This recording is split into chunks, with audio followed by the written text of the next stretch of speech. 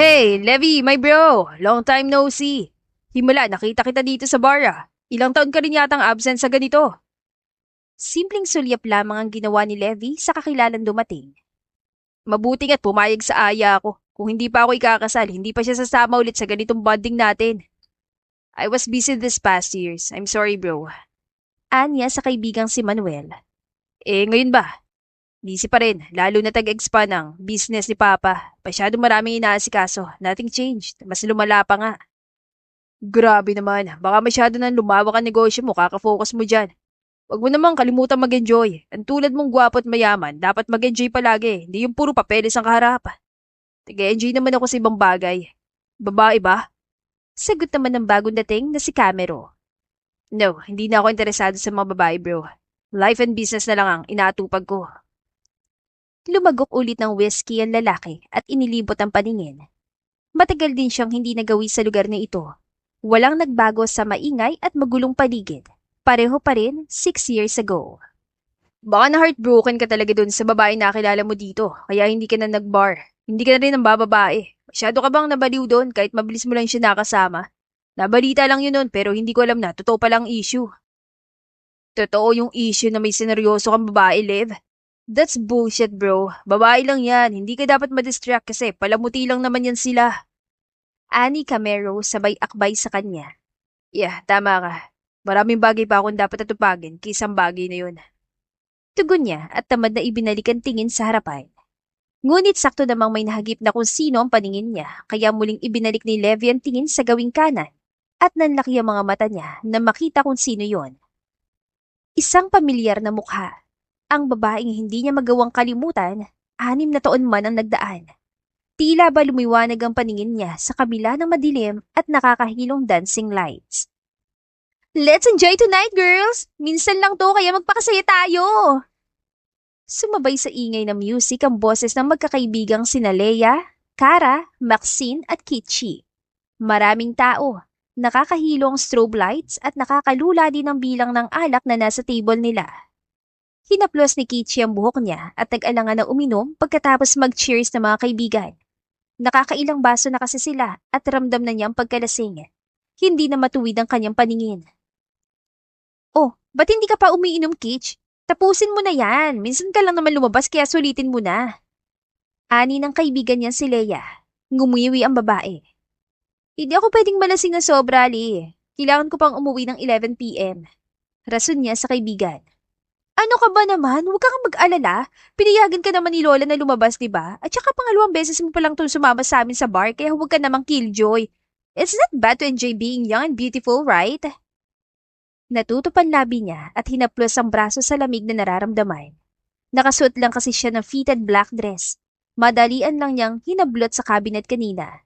Hindi niya alam bakit siya napunta sa lugar na ito at kung bakit pa siya sumama. Parang nagsisisi na tuloy siya. Hindi naman siya party girl at mas lalong hindi lasinggera. Dati oo, pero ngayon hindi na. Ang mga anak ko kasi naghihintay pa yun sa pag-uwi ko. Mahinang rason niya. Inakbayan siya ni Kara at marahang kinurot ang kanyang pisngi. Ano ka ba naman, Kitch? 5 taon na mga inaanak namin. Matured na nga sila mag-isip kaya walang masama kung mag-enjoy ka naman ngayon. Maintindihan nila yan dahil ilang taon ka rin nag-focus sa kanila, no? Ngayon pa nga lang lumabas para mag-enjoy kaya please give yourself some slack naman at mag-enjoy din. Pumunta nga tayong bar ngayon para ipagdiwang ang karawan mo, di ba? Minsan lang to, so live your life. Hinagat niyang ibabang labi. Sa bagay, may punto rin naman ng mga kaibigan niya. Ngunit bilang ina na focus sa 4 na anak niya sa 6 na taon, nakalimutan na ni Kichi ang ganitong buhay. Sobrang laki ng ipinagbago niya mula nang mabuntis siya sa quadruplets at wala nang bakas ang pagiging rebelyosa niya noon. Sige na nga lang, basta ngayon lang to ah. Yan ang gusto namin, ang bumalik ang dating Kichi na matinik at expert pagdating sa ganitong bagay. Napailing-iling na lang siya at bago nagwalwal ng tuluyan ay nag-text muna siya sa lola na baka malitang uwi. Birthday niya ngayon at kanina nagkaroon din ng handa sa kanila. Ngunit nagkayaya ng 3 niyang kaibigan na mag-bar daw sila kaya napilitan siya. Unexpected ang ayaan. Damihan mong inom mo, friend. Walang sukuan to. Ang susuko magbabayad sa lahat ng bill mamaya. Oh, dinig mo yun, Kitch? Gusto mo bang ikaw magbayad? Sure na nga ang pera ko eh. Eh di yun naman pala, walwal all you want na. Nagwalwal sila buong gabi, kaya hindi na niya alam kung nakailang bakit sila. Sa 6 na taon, doon lang ulit na-enjoy ni Kichi ang ganoong bagay, hanggang sa maghiwa-hiwalay na sila matapos sumayaw ng mga kaibigan. Ang isa ay hinila na lalaking tipo nito at siya naman ay tila kinakausap din ng hindi niya maaninag ng mabuti kung lalaki ba or tomboy. Sa kabilang banda, sa table ni Levi, hindi pa rin tumikop ang pag-awang ng labi nito. Is that her? Ba't parang hindi na siya maligaligaya ng dati? She changed. Hindi ko alam kung ano pero may nagbago. Ani Levi sa sarili. Lumayo siya bahagya kay Camero na na-offend naman sa inastan niya. Bakit ka lumayo bro? Baho ba ako? Hindi bro, may iniisip lang. Feeling mo naman masyado. Minasahe niya ang baba at ang liit ang mga mata. Nakita ni Levi na umiling ito sa alak ngunit tinanggap din naman. She looks mature now, pero maganda pa rin. Mas lalo pang ang gumanda. Hindi niya man lang ako napansin dito. Kailangan ko pa ba siyang puntahan? Hindi na siya magugulat kung gagawin ko yun. Pero siya naman ang ghost. Baka ayaw niya ako makita. Isang dahilan kung bakit nawalan na siya ng gana mambabae ay dahil kay Kichi. They were friends with benefits dati, or more to say, F-buddies na minsan lang din naman may nangyari sa kanila. Then kung saan nagkaka-progress ng relasyon nila, bigla na lang itong naglahong parang bula kaya halos mabaliw siya. At ngayon, hindi niya inaasahan na makikita ulit ang babae sa lugar kung saan sila una nagkita. Same place, same person, same feeling. Para siyang bumalik sa nakaraan. Pumupunta pa rin pala siya sa lugar na to. Naghahanap pa rin ba siya ng F-body sa ganitong paraan? Hindi ba siya nakontento sa akin kaya naghanap siya ng iba? Sa pag-iisip, unti-unting kumulo ang dugo ni Levi. Hindi niya napigilang mainis na baka iyon nga ang dahilan ni Kichi ba't naglaho ito noon. Pwede naman niya sabihin kung hindi siya satisfied sa akin para mas ginalingan ko pa. Oh, ba't parang makakain ka na riyan bro? Okay ka lang? Masama ba pakiramdam mo? Nothing, I'm good. Pinagmasdan niya si Kichi at mga kaibigan nito sa naglipas na oras.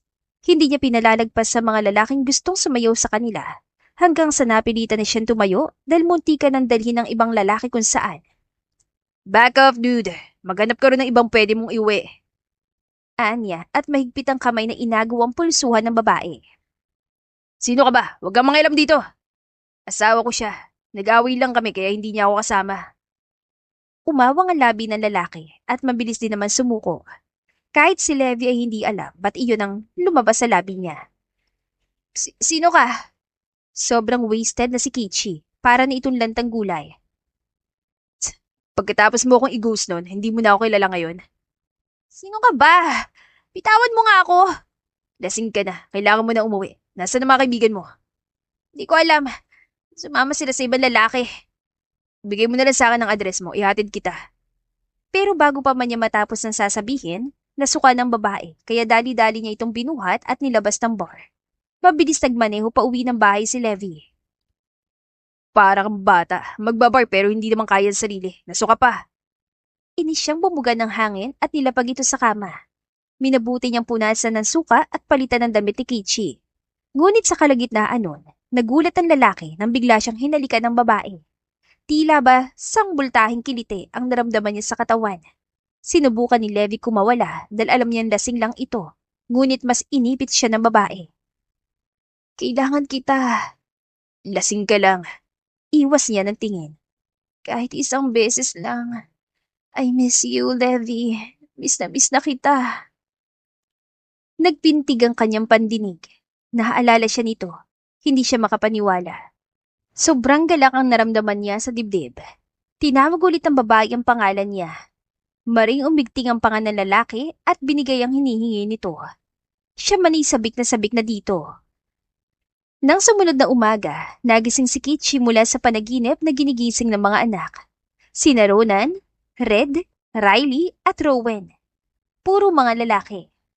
Sandali lang mga anak! Bumangon ang babae sa pagkakahiga, ngunit natauhan nang wala namang mga bata na gumigising pala sa kanya. Napakurap-kurap siya lalo pa nang maalala ang nangyari kagabi. Nasa bar siya at nag-celebrate ng kaarawan kasama ang mga kaibigan. Ano nangyari kagabi matapos kong malasing? Nasaan ako ngayon? Takang usal niya matapos hindi makilala ang malaki at malapad na kwartong kinaroroonan niya. Hindi yun sa bahay nila. Hindi rin kay Leia o kay Kara. Kaya nasan siya? Nang oras na yon, kinabahan agad siya. Nakidnap ba siya? Pero may kinidnap bang dinala sa tila hotel na kwarto? Nasaan ako? Kabadong tanong niya sa sarili. Bumalikwas sa kama si Kichi at laking pasasalamat na makitang suot pa rin niya ang damit. Ngunit kasabay nun ang pagpasok ng isang lalaki na nakaitim na shorts at white na t-shirt. May dala itong tray at agad umawang ang labi ng babae na makilala ito. Gising ka na pala, nistorbo na kita. Sa baritonong boses ay usal na lalaki at inilapag ang dalang tray sa side table. Levi? Nanindig ang balahibo niya. Napatras sa gulat si Kichi habang inaayos ang buhok. Hindi maaring... ano nangyari? Bakit nandito ako? Bahay mo ba to? Bulyaw niya sa gulat. Ngumiti lamang ito. Huwag ka matakot. Bahay ko nga to. Maupo ka muna't kumain. Masakit bang ulo mo? Sa halip ay tanong nito. Nagluto ako ng soup. Maganda to sa may hangover. Umawang ang labi niya. Masakit nga ang ulo niya dahil sa hangover, ngunit mas gulat siya sa kaharap. Ano nangyari kagabi? Kinakabahang tanong niya. Natatakot kasi siya na baka naulit lang ang nangyari sa kanila 8 taon na nakakaraan. Hindi mo ba maalala nangyari kagabi? I guess talagang nalasing ka nga. Usal nito. Agad kinapkap ng babae ang sarili sa pag-aakalang may nangyari na naman sa kanila. Ngunit humalakak lamang si Levi at ngumunguso siyang pinagmasdan. Hindi maaari. My goodness, this is unbelievable. May nangyari ba sa ating kagabi, ha? Halos takasan siya ng bait sa sariling tanong, lalo pat 6 na taon na nakakalipas, ay may nangyari din sa kanila na lalaki, kaya siya nabuntis at nagkaanak ng quadruplets. Nasaan na mga gamit ko? Aalis na ako. Agad niyang usal at hindi magawang tignan ng lalaki sa hiya. Relax ka muna, Kitch. Wala nangyari sa ating kagabi. Huwag kang mag-alala. Natutop ang labi niya. Nakaginhawa siya na malaki doon, pero nandoon pa rin ang kaba niya. Totoo ngang walang nangyari sa kanila dahil bago pa man malunod sa pagkasabik si Levi kagabi, natauhan na ito at tinigil ang paghalik. Nagsasabi ka ba ng totoo? Believe me, di ako namimilit ang babae. Sadyang lasing ka lang kagabi at nakita kita ng balak dali ng isang lalaking naroon kaya kita kinuha to make sure you are safe. Pero dahil hindi ko alam kung saan ka nakatira, dinala kita dito. Believe me, wala akong ginawang masama sa'yo. Pakiramdam ni Kichi, nakaginhawa siya na malalim. Ilang minuto niyang pinigil ang paghinga kanina dahil sa kaba kaya nagpapasalamat siya. Maraming salamat.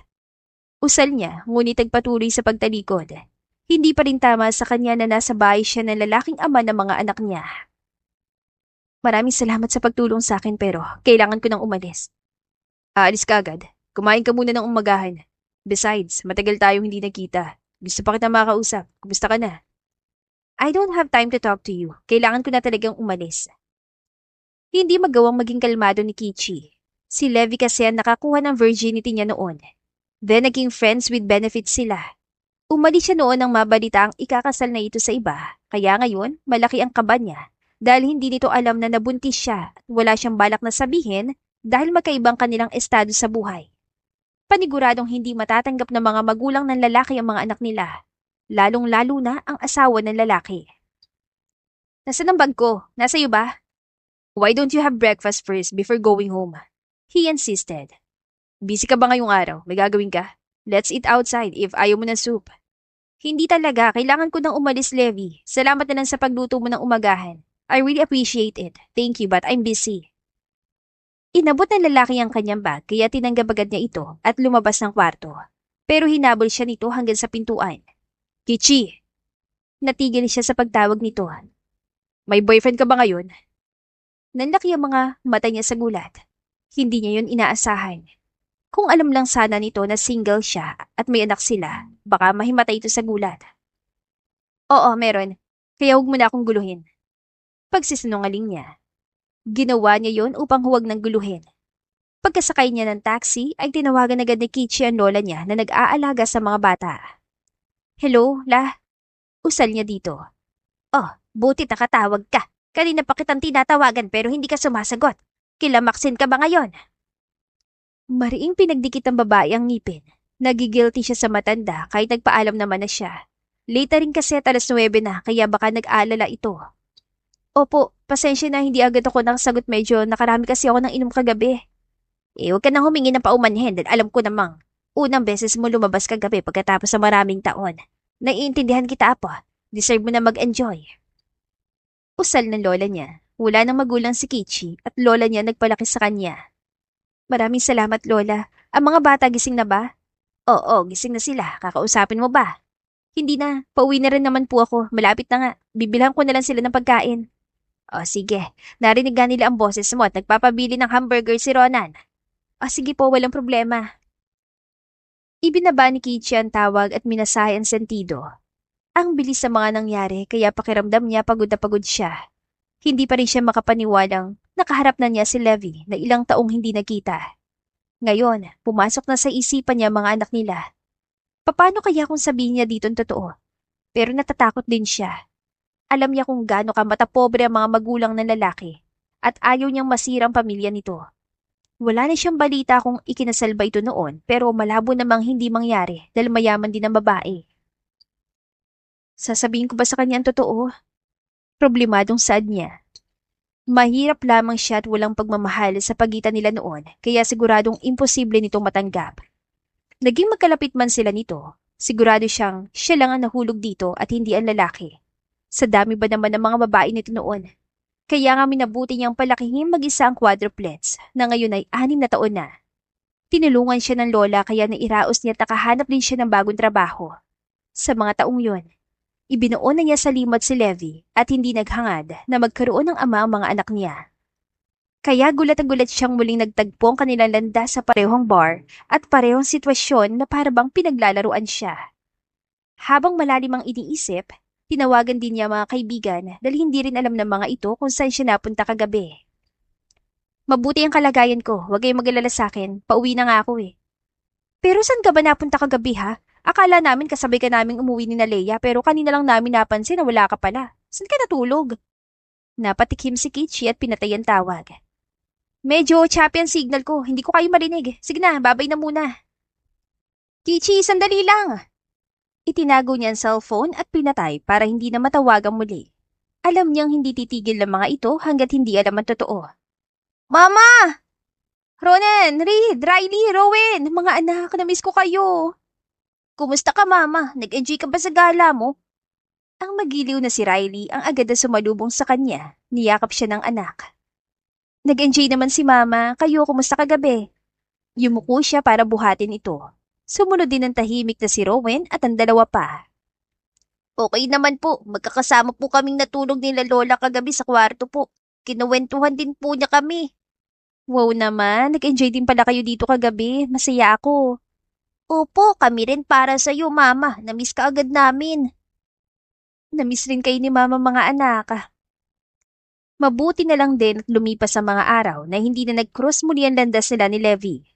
Kahit niyaya ulit siya ng mga kaibigan na mag-bar, hindi na siya sumama. Pasalamat din si Kichi at malayong pinagtatrabahuhan niyang kumpanya sa company ng lalaki.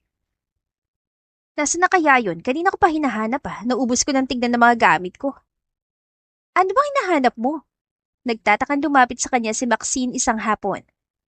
Yung keychain kong kulay gold, hindi ko mahanap, Max. Anyat isang beses pa na inisa-isa mga gamit sa desk niya, ngunit hindi talaga niya makita ang keychain. Sa pagkakaalala niya, naka-attach yun sa bag niya. Yung keychain ba na palagi mong dala, yung may litrato ng quadruplets? Tanong ng kaibigan. Oo, kanina ko lang napansin na nawawala nasa na kaya yun? Problemado niyang wika at hinilot ang sentido. Baka naiwan mo lang sa bahay o di kaya na-misplace mo. Wait, dala mo ba yun nung mag-bar tayo? Parehong bag ang gamit mo, di ba? Mariing kinagat ni Kichi ang labi. Dala nga niyang parehong bag. Hindi yun pwedeng mawala, Max. May sentimental value yun sa akin eh. Naku, baka sa bar mo na iwala. Ang dami pa naman tao doon. Anong gagawin mo? Puntahan ba natin? Baka nakita naman nila. Parang maiiyak na ang babae. Kung sa ibang tao, ordinaryong gamit lang yun. Pero para sa kanyang isang sentimental person, hindi. Baby pictures ng quadruplets ang naroon at iyon ang favorite na larawan ng mga anak. O ano, diretso tayo doon after ng shift natin? Huwag na muna. Hanapin ko na lang siguro sa bahay, baka naiwan ko nga doon.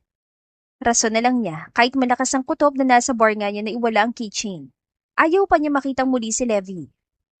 Halos lutang siya nang umuwi. Lutang at walang lakas. Kung ano-ano na kasi ang samot-saring iniisip niya, ngunit kahit sabog, ay may dala pa rin siyang pasalubong para sa apat. Nandito na ako mga anak! Siniglahan niya ang boses pagkapasok ng bahay. La, Reed, Rona, nasa na kayo? Nandito na si Mama. Nagtaka siya dahil walang sumalubong sa kanya. Nasaan na kaya mga yun? Takang tanong niya. Umalis na sila pero gabi na. Mga anak, Mama, nandito po kami sa kusina. Lumiwanag agad ang mukha niya na marinig ang boses ni Rowan. Punta ka po dito, Mama! Nandiyan na! Pagak na usal at piniling huwag munang isipin ang inaalala. Anong ginagawa niyo dito Ang sana'y magilaw niyang pagpasok sa kusina ay natigil nang bumungad sa kanya ang nakaupong si Levi habang kaharap ang apat na bata at ang lola niya. Levi, anong ginagawa mo dito? Nanlalamig niyang tanong. Mabilis na nag-overthink agad ang babae. Bakit nasa bahay nila ito? Paano nalaman kung saan siya nakatira? Nakita nito ang mga anak niya. Kichi, apo, mabuti at nakauwi ka na. Kanina pa naghihintay itong bisita mo. Napakurap-kurap ang babae at nanghihina na ang tuhod. Hindi naman siguro nito napagtanto na anak nito ang apat. Hindi naman kasi masyadong nakuha ng tatlo ang mukha ni Levi, maliban kay Ryle. Mabuti na lang medyo may kahabaan ng buhok ng anak at may glasses. Bakit ka nandito? Nauutal pa rin yan tanong sa lalaki. Magandang gabi, Kitch. Pasensya na kung ginulat kita. Pasensya din at hindi ako nakapagsabi in advance. Wala kasi akong numero mo. Paano mo nahanap kung saan ako nakatira? Nagtanong-tanong lang ako sa labasan. Nandito ako kasi may gusto kong ibalik sa'yo. Sagot nito at matamin siyang pinagmasdan. Napadungaw si Kichi at nakita ang pagdikit ng mga anak sa gilid. Tila interesado sa usapan nila ng lalaki. Malamang dahil mula noon, hindi naman nila nakitang ina na may kausap na ibang lalaki. Mama, kaano-ano mo ba si Sir Levi? Bumulong si Ronan sa kanya. Oo anak, kilala ko siya. Kaibigan siya ni Mama. Pwede niyo ba muna kaming iwan? Mag-uusap lang kami saglit. Anya. Okay po. Bye-bye, Sir Levi. Alis po muna kami. Sa pagngiti ni Levi, mukhang nakausap na nga niyang apat at komportable na ang loob ng mga ito. Sila na lang ang naiwan sa kusina pagkatapos. Anong ginagawa mo dito sa bahay namin, Levi? Ba't ka nandito? Anong plano mo, ha? Hindi ba't sabi ko na ayaw na kita makita? Mariing saan niya rito. Pwede mo namang ipadala kung anong ibibigay mo. Hindi na dapat tayo nagkikita. Nakita mo na may mga anak na ako. Ikaw din, may pamilya na. Binasa ng lalaking ibabang labi at kung may anong hinugot sa bulsa. Kumalma ka muna, please. Wala akong balak na masama. Nandito ako kasi gusto kong isoli itong keychain mo. Nahulog mo yata at kanina ko lang nakita sa ilalim ng kama ko. Nanlaki ang mga mata niya na makita nga ang keychain na hinahanap niya. Iyon nga yun. Agad na kinuha ni Kichi at itinago sa bulsa. Ipinapanalangan niyang sana hindi tinignan ni Levi ang mga larawan. Baka magkaroon pa ito ng ideya. Nagpapasalamat na lang siyang sa kanya nagmana ang mga bata. Kung may nakuha man sila sa ama ay kulay ng buhok at kakapalan ng kilay lang. Hanggat hindi pa siya handang sabihin ng totoo, huwag sana nitong mabuko. Maraming salamat sa pagbalik. Pwede ka nang umalis. Pahapiyaw niyang usal at sinipat ang tingin ng lalaki. Umawang ang labi nito. Agad-agad? Paalisin mo ko agad? Hindi mo man lang pakakainin? Nagutom kasi ako kakahanap ng bahay niyo eh. Bahagyang napakamot ng ulo ang lalaki. Ngumiwi siya. Wala kaming ulam ngayon, hindi katulad mo na kaya mag-order ng buffet sa isang kainan lang. Pero pinagluto ako ni Lola ng adobo kanina. Sabi niya, dito na raw ako maghapunan. Parating na rin ang in-order kong pagkain, tsaka sinabi ko magkaklase tayo nun, kaya magugulat yon kung pauwin mo ko agad. Humawak sa bewang si Kichi. Binigyan pa nito siya ng sakit sa ulo. Bina-blackmail mo ba ako? Mukha bang magkaklase tayo kung mukha kang mayaman at hindi ka panipaniwala na nagtapos sa isang public university? Ngumuso na nakakaloko ang pilyong si Levi. Well, rason lang yun. Hindi naman kailangan totohanin eh. At bakit naman, Aber? That's because you ghosted me 6 years ago. Bigla ka na lang nag-no contact. Hindi kita mahagilap kung nasaan ka pumunta. Hindi ka nagpaalam. Umirap siya at humalokip-kip. Wala siyang balak makinig dito, ngunit porsigido si Levi. Alam mo bang gabi-gabi ako nun bumabalik sa bar? Nagbabaka sakaling makita kitang muli. Kahit pa magkaroon ka ng boyfriend nun, tatanggapin ko makita ka lang. Gulat siya sa narinig. Akala ko ba friends with benefits lang dapat tayo? No feelings attached. Wala namang label yung namagitan sa atin kaya hindi ko inisip na hahanapin mo ko. At nakita mo naman 'di ba? May boyfriend na ako at may mga anak 4 pa. Quadruplet sila kaya huwag mo na akong guluhin. Kung ano man ang nangyari sa atin, kalimutan mo na lang yun dahil naka-move on na rin ako. Hindi ako papayag na yun na lang yun. Matagal kitang hinanap, Kichi. At wag kang magsinungaling. Sabi ng lola mo wala ka namang boyfriend. Nagtanong ako kanina. Nagulat man sa narinig, piniling matawa ni Kichi. Ano naman ngayon? Hindi lang alam ni Lola pero may boyfriend ako. Ang mga bata lang ang nakakaalam nun. Wala rin daw sabi nila, pati ang mga bata tinanong ko na kaya hindi mo ko maluloko. Single mom ka ngayon at naghahanap din ako ng single mom na maganda katulad mo, kaya bagay tayo.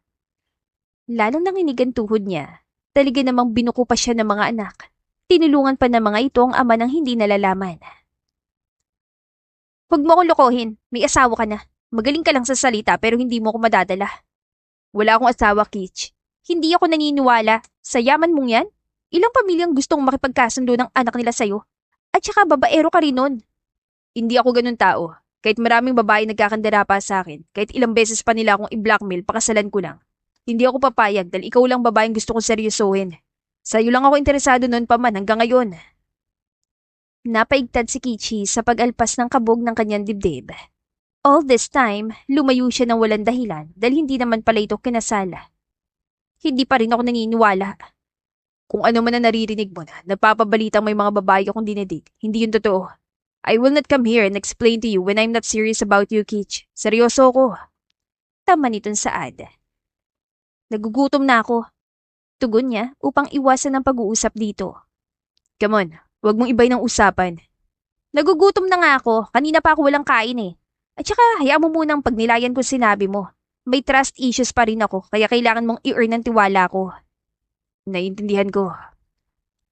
Mabuti na lang at nakaramdam siya ng gutom at kumain na sila. Kahit ayaw sana niyang kumain doon ng lalaki, lalo pat naroon din ng mga bata. Enjoy na enjoy si Narunan, Red, at Rowan sa pakikipag-usap kay Levi. Si Ryle nakamukha nito ang tahimik at nakikinig lang. Mga pambatang tanong lang naman ang usapan, pero mature mag-isip ang quadruplets kaysa kaedad ng mga ito, kaya tuloy-tuloy ang daloy sa hapag. Nang sumapit ang 8:00, umuwi na si Levi at hinatid pa ng mga bata. Babay po, Tito Levi! Tito na ang napagkasunduan nilang tawag dito. See you again, kids! Lakas loob naman, see you again. Anya at pinapasok na ang mga anak. Ngayon, oras na para mag-wash up kayo. Maaga kayo matutulog ngayon. Okay po, Mama. Nang makatulog na ang mga bata, lumapit naman si Kichi sa matandang lola upang sabihin ang totoo dito. Si Levi po ang ama ng quadruplets la. Tingin mo ba hindi ko mapapansin na po? Unang kita ko pa lang sa kanya kanina, naalala ko agad si Ryle. Itinikom niya ang labi. Kahit papano ay gumaan ang loob niya dahil alam ng lola patring niya. Kung may dahilan man bakit itinago mo sa amin ang katotohanan na iintindihan ko. Isa kang ina't kaligtasan ng mga anak mo lang ang inaalala mo. Hindi ka masama, hindi ka rin selfish. Maraming salamat po, Lola. Ang mga bagay na yan po kasi ang pumapasok sa utak ko eh. Salamat at naiintindihan mo po ako. Inabot ang matanda ang kanyang kamay at marahang pinisil. Napapikit sa sarap ng pakiramdam si Kichi. Hindi rin naman nagtagal ay inasari siya nito. Akalain mo yon. Kaya pala sobrang bagay nila tignan kanina. Para bang bagay na bagay pero hindi ko lang maipaliwanag. Mag-ama naman pala talaga sila. Ang mga mannerism nila pareho rin pansin ko. Ano ng plano mo ngayon, Apo?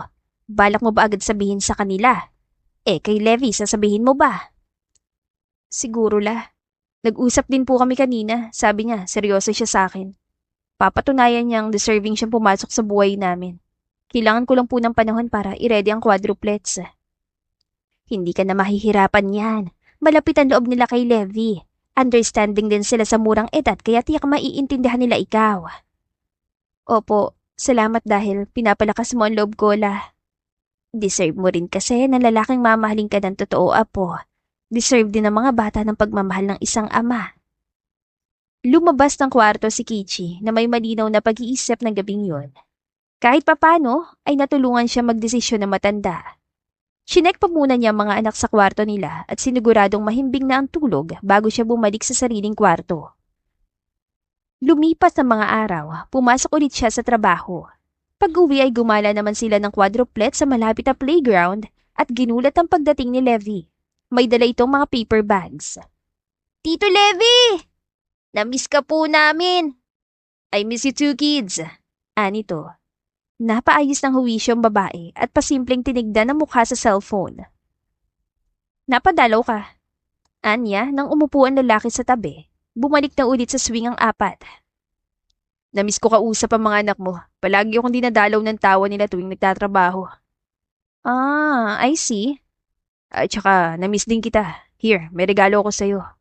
Ano to? Kunutan noong sinilip ni Kichi ang laman ng paper bag. I hope magustuhan mo. Don't tell me. Nanlalaki ang mga mata niya. Hindi ko to matatanggap, Levi. Mamahalin to. Bagay naman sa'yo kaya okay lang. No. Yes, please. Nangungusap ang mga mata nitong humarap sa kanya. Kaya walang choice si Kichi kundi tanggapin ang bigay nitong wallet. Pwede mong ilagay dyan ang keychain para wag madaling mawala. Tumungo siya. Apaw na apaw sa kagalakan ng puso niya. Masaya si Kichi. Maraming salamat, Lev. Pati na rin sa mga pasalubong mo sa mga bata.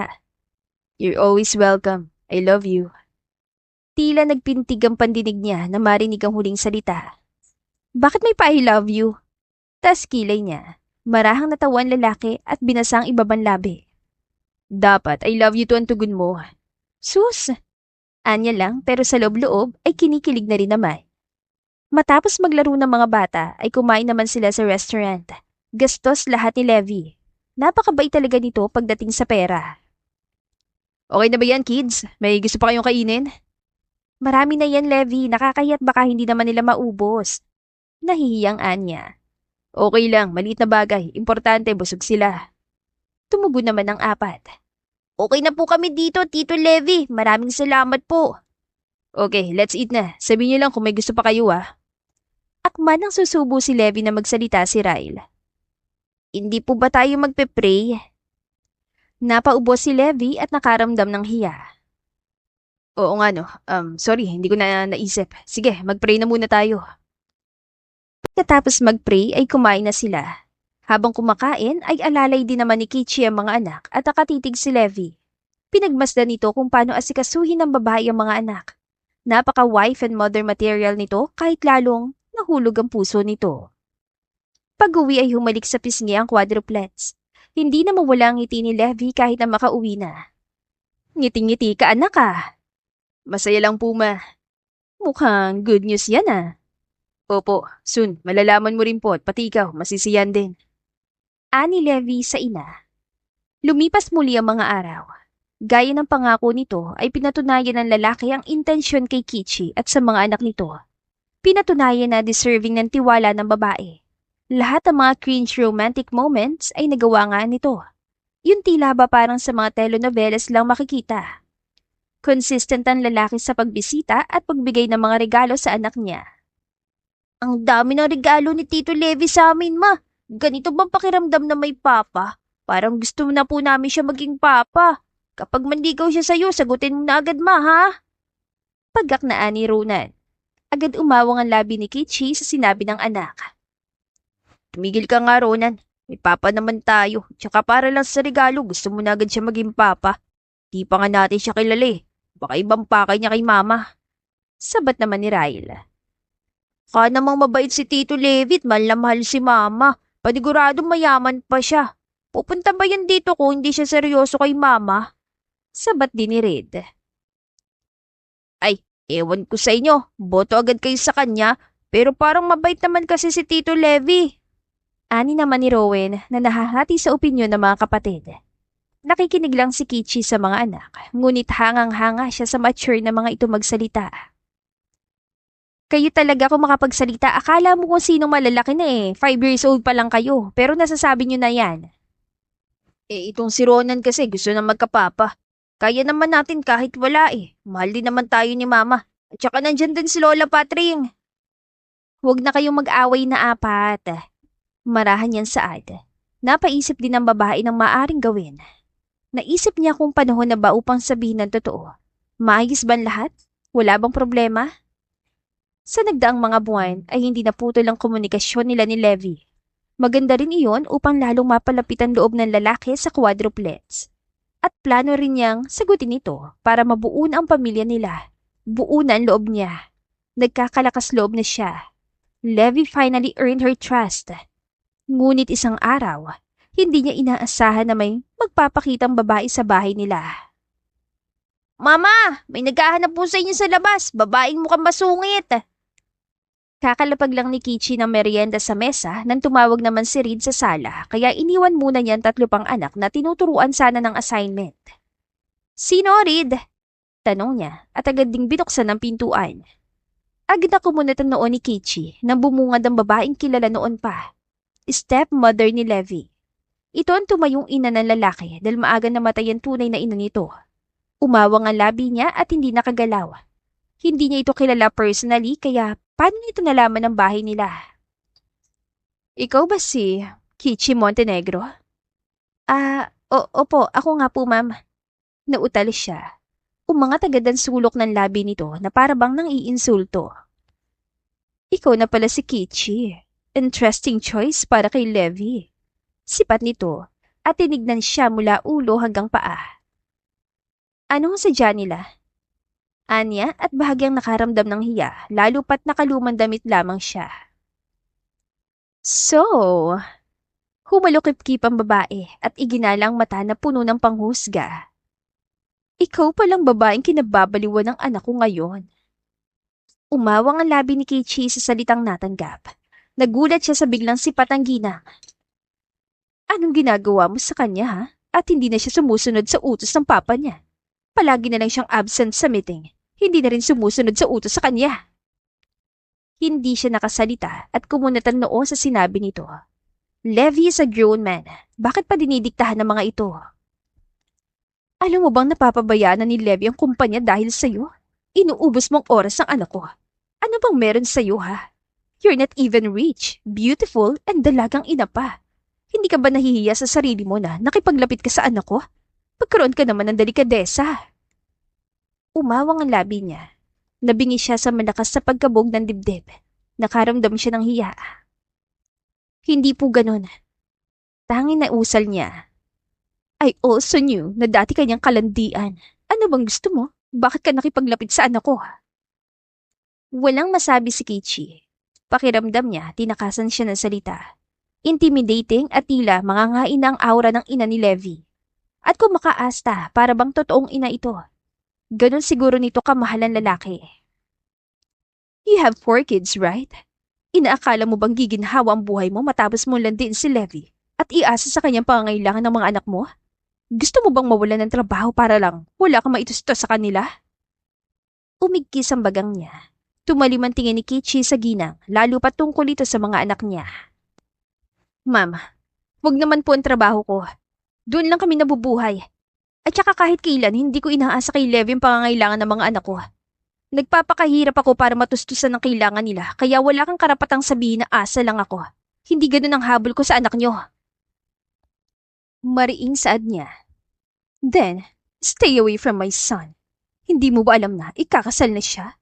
May fiancé na si Levi at sinisira mo relasyon nila. Isa kang kabit. Hindi mo alam? Ano?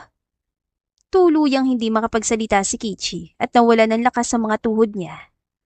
10 milyon, layuan mo ang anak ko. Pakiramdam niya na bingi siya. Imbis sa sagutin o tanggapin ang alok ng ginang, tumalikod si Kichi at tila walang natinig. Sinarado niya ang pintuan na nandoon ang ina ni Levi at doon lang nasapu ang labi. Gulat na gulat siya. Naniwala siyang walang babae ito. Naniwala siya dito, kaya ano ito ngayon? Useless lang bang pagtitiwala niya dito? Mama? Napapikit siya na malamang nasa likuran lang pala at nakikinig ang mga anak nila.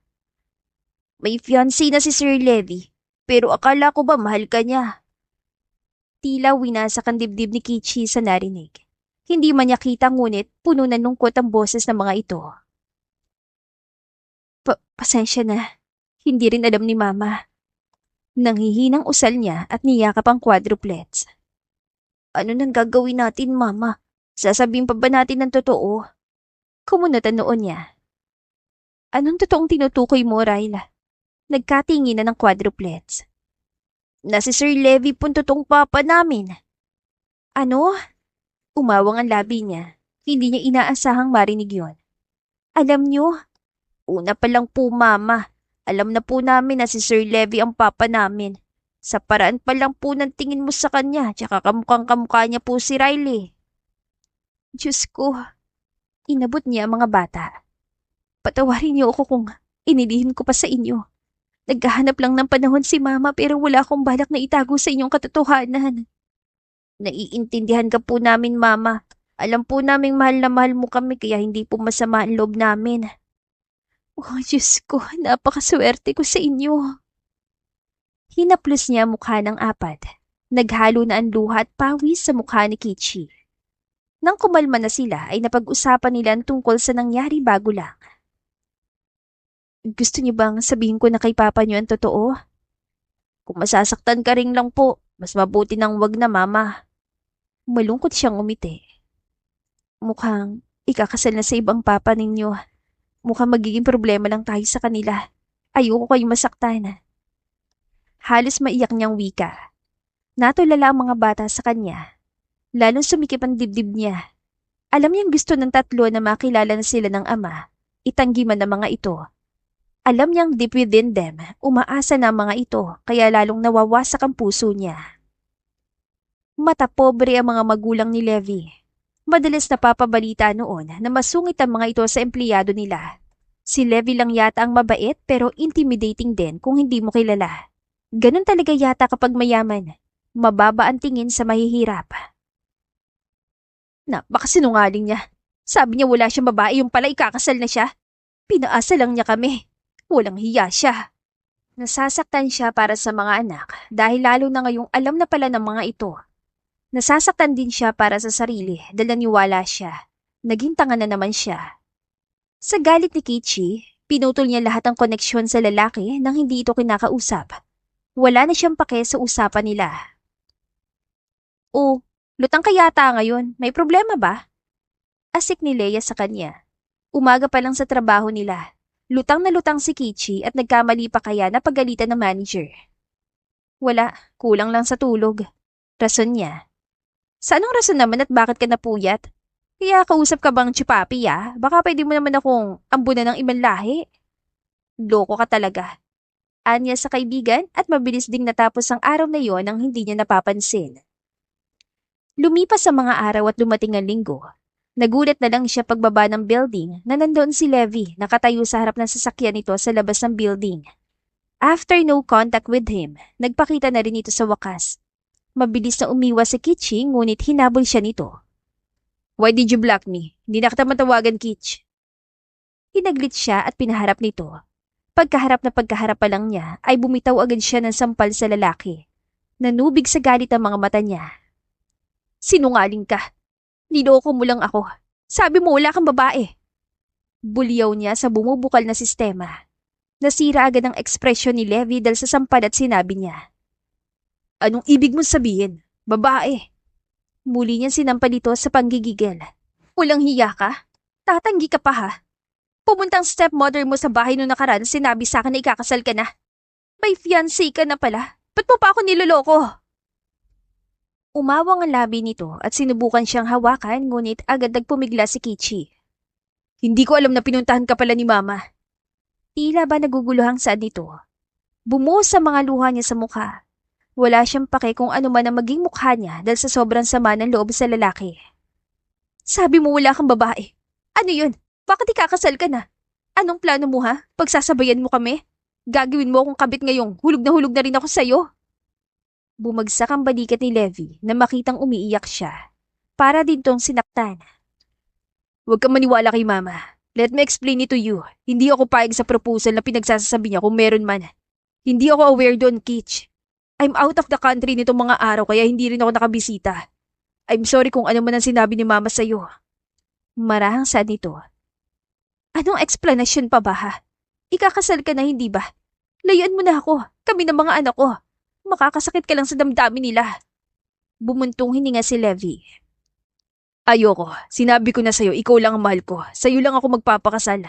Sinungaling. Gusto ko ng tahimik na buhay. Please lang, huwag mo naman kaming gawing kontrabida sa mata ng lahat dahil lang gusto mo, trip mo. Anya at napailing-iling. Tinalikuran na niya ito at sinalubong ang lamig ng hangin. Akala ko iba ka, pero pareho ka rin pala ng iba. You disappointed me again. Pakiramdam ni Kichi ang malas niya sa pag-ibig. Kung saan hulog na siya sa lalaki, doon naman niya nalaman na ikakasal na ito. Sinubukan pang humabol ni Levi ngunit sobra ng dismayado ang puso niya. Kung gusto mo ng tahimik na buhay, ibibigay ko sa'yo. I am willing to leave everything I have so that I can be with you, Kichi. Kung hindi ka bibigyan ng katahimikan ng pamilya ko, handa akong iwan sila. Hindi siya sumagot. Hindi kumain, hindi lumabas ng bahay. Hindi na siya nagtrabaho sa bigat ng loob. Ngunit ang huling salita nito ay ang nagpaapekto sa kanya. Handang iwan ng pamilya. Imposible. Ilang beses siyang pinuntahan ni Levi at sinubukang suyuin ngunit pilit itong tinatakwil ni Kichi. Apo, nandito si Levi, may dalang bulaklak para sa'yo. Bumaba ka naman at kausapin siya. Mula pa nung 1 buwan siya pabalik-balik dito. Kawawa naman yung tao, mukhang hindi na nakakatulog. Gustong-gusto kang kausapin. Pakisabi na umuwi na lang po siya. Wala akong balak na kausapin siya. Apo naman, huwag mo na itong patagalin pa. In-explain na niya lahat sa akin at malinaw naman ang intensyon niya sa inyo. Lumabas ka na para magkausap kayo. Dapat kayo magkaintindihan. Kung hindi ka magharap sa kanya, paano mo maiintindihan ang side niya? Umirap agad si Kichi. Hindi rin naman niya matiis sa matanda. Bumaba siya at nakitang nilalaro na ng lalaki ang mga anak. Bakit nandito ka? Sabi ko sa'yo, ayaw na kita makita pa. Natigil ito at nilapitan siya. Hindi ako titigil hanggat hindi tayo nagkakabati. Magkabati? Hindi na possible yun, Levi. Anong plano mo? Sisirain mong kasal mo? Yan kasi ang ayaw mo kong harapin. Paano mo may paliwanag ang lahat sa'yo? Ayoko na makinig sa patutsyada mo. Masyado na masakit para dagdagan mo pa. Masisisi mo ba si Kichi kung ayaw na niya masaktan palalo kaya ayaw niyang harapin ang lalaki? But Mama was just bluffing, Kitch. Nagsisinungaling lang siya. Hindi makapaniwalang bumuga ng hangin ng babae. Sarkastiko siyang tumawa. Lolokohin mo na naman ako? Totoo ang sinasabi ko. My mother just tested you kung ano magiging reaksyon mo. Ginawa niya yun, hindi ko alam kung bakit pero kinompronta ko siya. Natawa lang at nagtanong kung inaway mo na ba ako. Ano? Kahit iharap pa kita sa kanya ngayon mismo. Kaya nagtaka rin ako kung bakit niya sinabi yun dahil nung sinabi kong pinuporsige kita. Masaya siya at gusto ko raw makilala. Nasapu niya ang labi at umiwas ng tingin.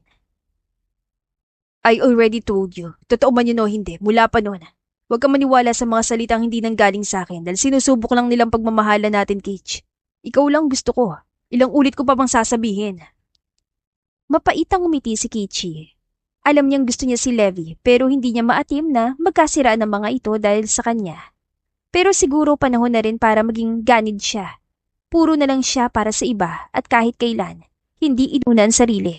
Napapagod na rin siya. Panahon na rin siguro para unahin niya ang sarili at ang mga anak. Come on, hindi mo ba ako mahal ha? I can see it in your eyes. I know you love me, kaya bakit ayaw mo kong ipaglaban? Come on, fight for me. Dahil kapag ako, kaya kitang ipaglaban sa kahit kanino, mawala man ang lahat sa akin. Kinagat niyang ibabang labi. Ang mga salitang yun ang pinakahihintay niya na sabihin ng lalaki. Kaya mo rin bang ipaglaban ng mga anak mo? Kumunot agad ang noon nito. What do you mean? Kaya mo rin bang ipaglaban ng quadruplets sa mga taong hadlang sa relasyong to? Titig na titig ang lalaki. Matagal ko na sanang gustong sabihin sa'yo to. Ngunit nalaman kong ikakasal ka na pala sa iba. Kaya natakot akong baka ipagtabuyan lang ang mga anak ko ng pamilya mo. Lalo pat mayayaman kayo't mahirap lang kami. Nanatiling tahimik ang lalaki. Anak mo ang quadruplets, Levi. Nabuntis ako sa nangyari sa ating dalawa 6 na taon na nakakaraan. Humihingi ako ng Paumanhin kong inabot ng 6 na taon pero natakot lang ako para sa seguridad nila. Mas minabuti kong maging safe sila at malayo sa mata ng media. Masisisi mo ba ako? Pero kung magalit ka man sa akin ay iintindihan ko. Pinagkait ko sa iyong responsibilidad na masaksiyan silang lumaki.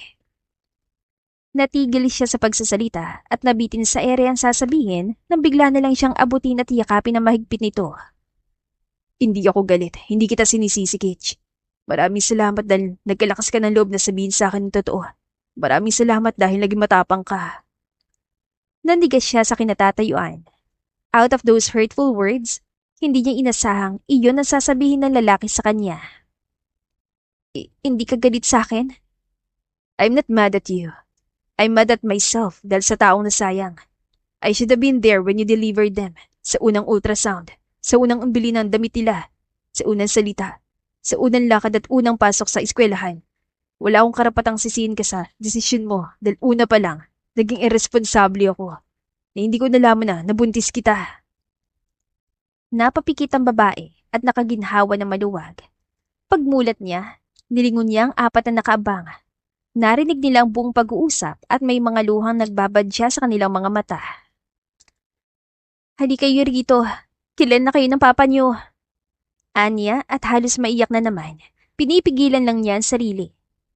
Agad na tumakbo papalapit si Ronan, Reed, Ryle at Rowan sa kanila. Nang tuluyang mahagkan ng 4 ay tumulo din ang luha ng ama. Pasensya na kung natagalan si papa na makilala kayo ha. Patawarin niyo ako mga anak. Humaguluhol ang lalaki. Nanindig ang balahibo niya. Sinapu niyang bibig at pinigilan din ang paghikbi. 8 taon akong wala sa tabi niyo. Patawarin niyo ako. Pangako babawi si Papa. Lahat gagawin ko para sa inyo. Namiss ka po namin, Papa. Mahal na mahal ko kayo. Mahal ka rin po namin. Isang marahang haplos ang naramdaman ni Kichi sa balikat niya. Nang lingunin ay ngumiti sa kanya ang lola. Nagawa mo, apo. Nasabi mo kay Levi ang totoo. Ang tapang mo, nagawa mo. Anito. Ngumiti at niyakap niya na mahigpit ang lola patring niya. Ever since her childhood, ang matanda na nagsilbing kasama sa buhay. At ngayon, narealize niya ang silbi nito. Her grandmother made her strong and independent. Hindi nito siya hinusgahan sa kanyang mga pagkakamali noon at ginabayan pa hanggang sa pagpapalaki sa quadruplets. Totoo bang ikakasal ka na sa iba, Papa? Tanong ni Rowan sa ama. Kumalma na ang lahat at nag-uusap na ng marahan. Hindi totoo yun. Kung magpapakasal man si Papa, kay mama niyo lang yun at wala nang iba. Gumuso si Kichi. Namalaya na lang niya na bumibigay na naman siya kahit alam niyang kailangan pa niyang kaharapin ng pamilya ng lalaki. May parte pa rin kasi sa kanya na hindi naniniwalang pakulo lang yun ang ginang. Kaya kung haharapin ang mga ito, kinakabahan siya, iniisip pa lang niya. Paano ang mga magulang mo, Levi? Kinakabahan ako sa kanila. Tanong niya, nag-aalala. Tumayo ito at hinawakan ng kamay ng mga anak. I will never leave you and our children. Kung hindi man nila matatanggap ang pamilya natin, hindi natin pipilitin. I will tell them the truth, pero hindi ko kayo pipilitin na ipilit ang sarili sa kanila. If you're not comfortable, I will not force you and our kids, Kitch. Nanlabo ulit ang mga mata niya. Malaki ang pasasalamat ng babae na sobrang bait at maintindihin ni Levi. Kahanga-hanga ang ugali nito. Dumating nga ang araw na iniharap na ni Levi ang mag-iina sa pamilya nito. Ma, pa, this is my kids. Ronan, Reed, Ryle, and Rowan. Ito naman si Kichi, ang ina nila. Ang babae nag-iisang minamahal ko. Sarkastikong bumuga ng hangin ng ina ni Levi at sinipat ang tingin si Kichi. Tumubo na naman ang kaba sa kanyang dibdib. Hindi ka na talaga nadala sa sinabi ko ha. Yan ang ipapalit mo sa fiancé mo? Where's your brain, Levi? Humigpit ang hawak ng babae sa katabi. Ang mga bata ay tahimik din at natakot sa ginang. May ginto ka na sana, pinagpalit mo pa sa bato. Kumabog ang dibdib niya. Ayaw niya magpa-apekto pero nasasaktan pa rin siya sa mga inusal ng ina nito. Ma, saway ni Levi. What? Tama naman ako ah. Saan mo ba napulot ang babaeng yan at may instant anak ka pa? Kumuyom ang kamay niya dahil nanlalamig na ito. Sandali pa, bumuga ng hangin at napatikim ang ama na lalaki. Cut the act, Milagros. Kinakabahan na magiging daughter-in-law natin sa'yo, pati ang mga apo natin. Ganun ba? Di magaling talaga akong artista. Umawang ang labi niya. Malakas na humalakhak ang ginang at mabilis siya niyakap. Hindi niya yun namalayan sa sobrang dali ng pangyayari. Welcome to our family, Iha. I was just kidding. Hindi ako galit. Po? Hindi siya makapaniwala. As you know, bago pa man kami magkakilala nitong ama ni Levi, dati akong artista. Natigil lang na magsettle ako kaya paminsan-minsan namimiss ko ang pag-arte. Ano? Pasado naman ba sa'yo? Opo. Ngumiwi siya at peking ngumiti. Halos takasan siya ng espiritu kanina, tas malalaman niyang pinaglalaroan lang siya nito. Di tama ang sinabi ni Levi. His mother was just joking. Alam mo ba nung una pa lang gusto na kitang makilala, lalo pa nung malaman ko na may anak kayo ni Levi. Pero naisip ko, susubukin muna kita kung hanggang saan mo siya kayang mahalin, kahit may malaking hadlang sa inyo. Gusto ko makita kung hanggang saan nyo ipaglalaban ang pagmamahalan nyo, at masaya naman ako na naging consistent si Levi. I'm sorry, Iha. Forgive me for what I have done. Naiintindihan ko po, ma'am. Pasensya rin po kung napagsarahan kita ng pintuan ng araw na yon. Nako, naiintindihan ko. Kung ako ba naman ang ganunin, baka hindi lang ganun ang ginawa ko. Ang bait mo nga eh. Bilib na bilib ako sa'yo, Iha. Naramdaman niyang gumapang ang kamay ni Levi sa bewang niya. Nakahinga siya na maluwag. Mula ngayon, pamilya ng turing namin sa inyo, kaya huwag kang mahihiya, okay? Kids, come here. Payakap sa inyo, Lola Milagros niyo. Opo. Kabado man nung una ay napalitan din naman ng kagalakan pagkatapos. Talaga nga namang unexpected ang nangyari. Sunod na lang na namalayan niya, nasa hapag na sila kumakain ng hapunan habang pinagsiserve ng mga katulong na napakarami. Mula ngayon, hindi na ako problema kung kanina ko pa ipapamana mga kumpanya ko dahil may 4 na po na ako.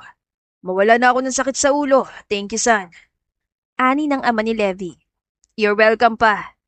After dinner, nagpaalam na sila. Let's go now. Ani to. Saan na tayo pupunta? Tanong niya. I'm taking you with our son's Kitch. Sa akin na kayo titira. Malaki ang bahay ko sa Mandaluyong. Hindi ba masyadong mabilis? Pakasal na rin agad tayo. Pero teka lang. Pinutol agad nito ang angal niya sa pamamagitan ng isang mainit na halik. Isang rason pa 3 halik na makukuha mo sa akin. Pabala nito kaya na isara ni Kitch ang labi. Hindi niya aakalain na mamahalin siya ni Levi matapos niyang maglahong parang bula noon. Hinanap siya nito. Ibinaling niyang tingin sa mag-ama at umawang ang labi. Ganon din naman siya. Lumipas man ng maraming taon, ang lalaki pa rin ang nananatiling nasa puso niya. Ito lang ang nag-iisang lalaking nagbigay ng spark sa kanya. Ang lalaking hindi niya malimot-limutan. Mahal na mahal ko kayo. Marahang usal niya na siya lamang ang makakarinig at hinapluas ang dibdib. Lumipas sa mga buwan, nagpakasalan dalawa na kumpleto ang mga relatives nila. Lahat ng mga hadlang sa pamilya nila, kanilang napagtagumpayan. Mama! Kumustang araw nyo? Masaya po! Sa tuwing uuwi galing eskwelahan ng quadruplets, nagkakaroon ng buhay ang bahay. Lumapit ang mga ito sa kanilang mag-asawa na nanonood ng palabas sa malaking flat screen TV. Bibisita po ba sila Lola Milagros dito, Papa? Oo, sinabi niya sa akin na pupunta siya. Yay! Clues na clues sa mga ito sa matatanda. Pagdating naman ng Lola ay may dala itong mga pasalubong kaya nakangiti siya. Ang bait ng mother-in-law niya. Katulad kung gaano kabait si Levi. Mali pala siya ng akala na mata pobre ito. May mga mayaman pa rin palang mababait. May-issue lang mga taong inggit. Hay, totoo nga kung anong ugali ng anak. Refleksyon yun ng ugali ng magulang niya. Kaya gusto ko rin silang palakahin katulad ng paraang ito. Bulong niya sa sarili. Ito naman ay para sa'yo, Iha. Sana magustuhan mo. Thank you po, Mama. Walang anuman. Napakaganda kong anak. Pagsapit ng dilim, umuwi rin naman ang ginang. Nasa kusina agad si Levi, pumunta kaya inunahan na niya. Hep, ako naman na magluluto ngayon. Pwede ka manood ng palabas sa sala. Alright, pagbibigyan ko ang misis ko kung gusto niyang magluto. Baka hindi ako maka-score mamaya eh. Loko ka talaga. Ang kwadro. Nakahiligan na ng 4 na maglaro ng Lego sa mga oras na to kaya nasa playroom sila. Sige, pupuntahan ko sila. I'll play muna with them. Ayaw mo manood? Mamaya na lang, gusto ko silang makalaro eh. Tama nang ngumiti ang babae. Levi never failed na maglaan ng panahon para makapag-bonding sa mga bata. Kaya lumalaking refleksyon din ng ama ang apat. Alright, mag-ingat ka sa pagluluto ah. Tawagin mo lang ako kung may kailangan ka. Nakangiti siya habang naghihiwa ng karne. Pakiramdam tuloy ng babae, mas lalong nagkaroon ng kulay ang bahay mula nang dumating ang lalaki. Himalang hindi siya nakakaramdam na ng pagod pagkatapos ng buong araw na trabaho. Ang sarap na, pero magugustuhan kaya to ni Levi. Kaya naman ang sarap ng luto niya. Hayaan ko na nga, pwede na siguro to. Hinubod niya ang apron at napapakantang umakyat ng playroom.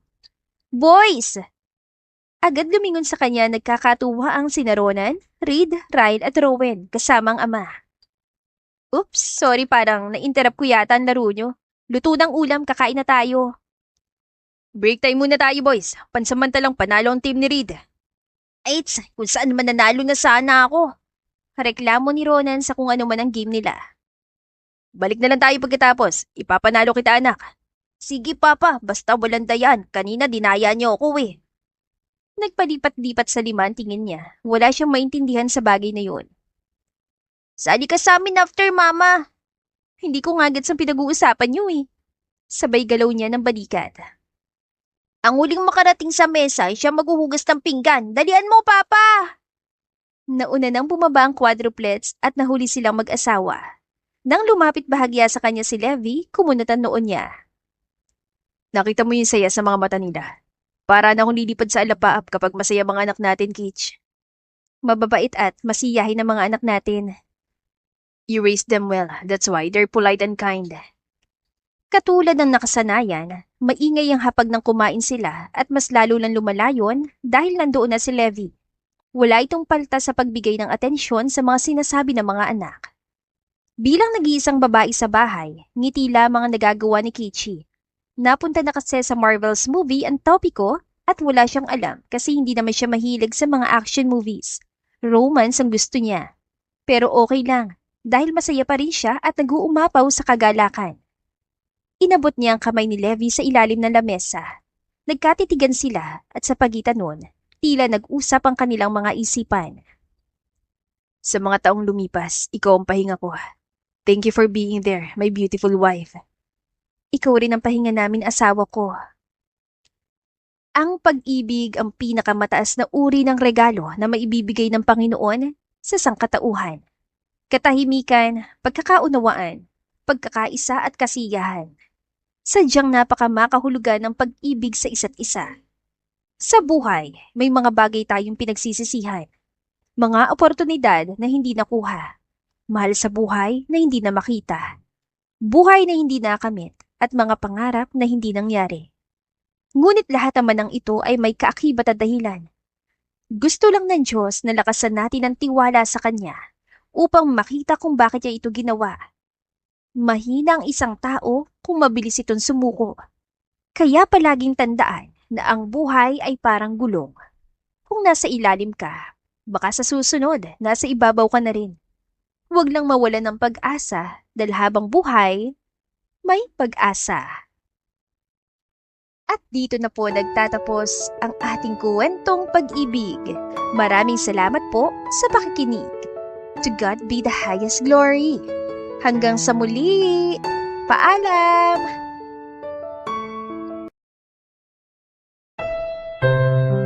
Hey, Levi, my bro!